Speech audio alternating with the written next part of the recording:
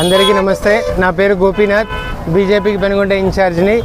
మా ఎస్సీ వర్గీకరణకి మన మందకృష్ణ అన్న చాలా సాయం చేసి 30 సంవత్సరాల నుంచి పోరాడి మన మోదీ గారి ద్వారా ఇవన్నీ జరిగినాయి. మేమందరం పెనుగొండ వాళ్ళమందరం అందరు ఎంఆర్పిఎస్ వాళ్ళు బీజేపీ వాళ్ళు కలిసి అన్నకి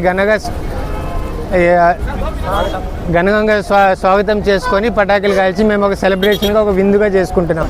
మన మందకృష్ణ మాదిగ ద్వారా అన్న వాళ్ళ పోరాటం వల్ల 30 సంవత్సరాల నుంచి ఈ పోరాటం చేసి దళితులు అనే వాళ్ళకి బీజేపీ ద్వారా ఇది వర్గీకరణ జరిగి మాకు సపరేషన్ వచ్చి మాకు న్యాయం జరిగింది, మాదిగలకి న్యాయం జరిగింది.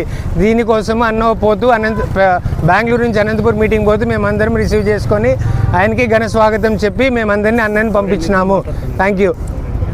ఈరోజు మందకృష్ణ మాదిగ గారు ఏదైతే ఎస్సీ ఎస్టీ బీసీ వర్గాల కోసము ఏబిసిడి వర్గీకరణ కోసము ఎంఆర్పిఎస్ అనే ఉద్యమాన్ని తలపెట్టినారో ఆ ఉద్యమము దాదాపు 30 సంవత్సరాలుగా సుదీర్ఘ పోరాటం చేసింది. అది ఓన్లీ మాదిగలు అట్టడిగిన తక్కుపడుతున్నారని చెప్పేసి ఈ ఉద్యమాన్ని ప్రారంభించినారు. ఆయన ఉద్యమం ప్రారంభించిన 94 నుంచి ఇప్పటి వరకు ఆ ఉద్యమం కోసము మాదిగుల కోసమే పోరాటం చేస్తున్నాడు. ఏబిసిడి వర్గీకరణ కోసం ఆయన పోరాటం చేసినాడు. దాదాపు 30 సంవత్సరాల సుదీర్ఘ పోరాటంలోన అన్ని రాజకీయ పార్టీలు వాగ్దానాలు చేసిన మేము ఎస్సీ వర్గీకరణ చేస్తాము, మాదిగలు ఉద్ధరిస్తామని చెప్పినారు.